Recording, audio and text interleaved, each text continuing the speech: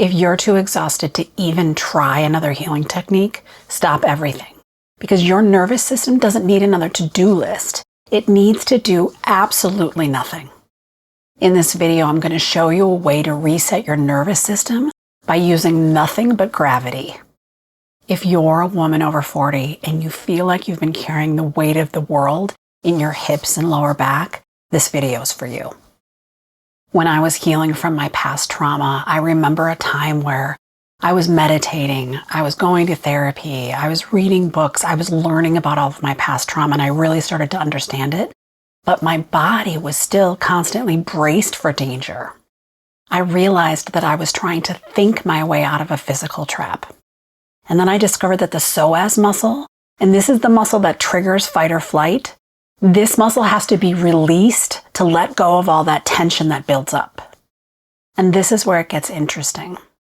When I finally stopped trying to relax and just allowed gravity to do its thing, the tension that I was carrying for years started to release. With this first step, the setup, you're going to start releasing the tension that's been building up in your back. We're going to do this laying on the floor. And when you lie flat on the floor and lay your legs out, you are stretching that psoas muscle. And by stretching that muscle, you're telling your body that the threat is gone. And if you think about the psoas muscle shortens when we get triggered into fight or flight, because we're either trying to shorten and protect ourselves, protect our vital organs, or we're trying to run away and get away from the threat. So the lengthening of that muscle is the thing that's actually going to tell our brain and key into our brain that the threat is gone. You're going to lie on a firm floor and you're going to have your knees are going to be bent and your feet are going to be flat on the floor. And then you want to walk your feet just a little wider than your hips. And then you want to allow your knees to basically rest on each other in the middle. And with your arms, you have a choice of what you want to do. If you are in a state of, where you want to feel more supportive to yourself and create more of a feeling of safety, you can put your hands on your belly. But if you are wanting to be more open and receptive and you feel safe enough doing that, you can rest your hands down by your side. And that also helps to kind of open up your shoulders, especially if you're a person that carries a lot of tension in your shoulders. That resting your hands by your side also helps to open up that area. I wanted to take a minute and let you know that I have created a mental health resource guide that contains information about all the things that I've done over the past several years to heal myself from my past trauma. And I want to share those things with you. There's a link in the description below. If you click it, I will send it to you for free. This next step is the gravity melt, and this is where you're also going to give your diaphragm room to move.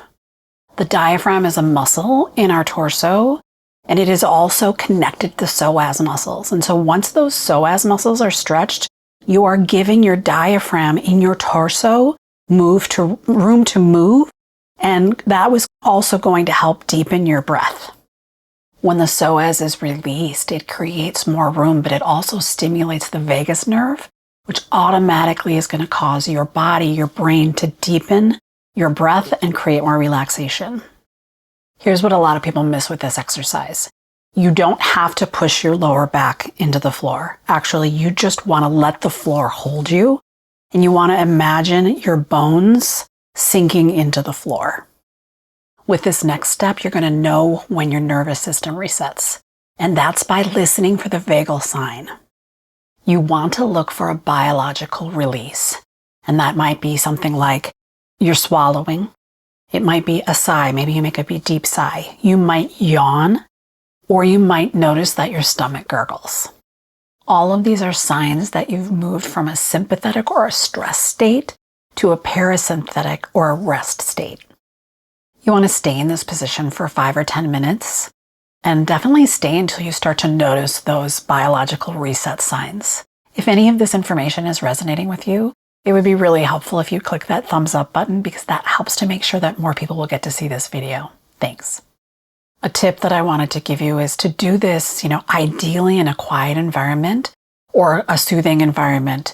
If, you're thinking that doing this for 10 minutes, you're unlikely to do it because it's too boring or too long or whatever, You can consider doing it, on the floor, like while you're watching TV or something, but you definitely want to consider doing it to something that is not very stimulating. So you wouldn't want to watch a horror movie, for example, and doing this exercise.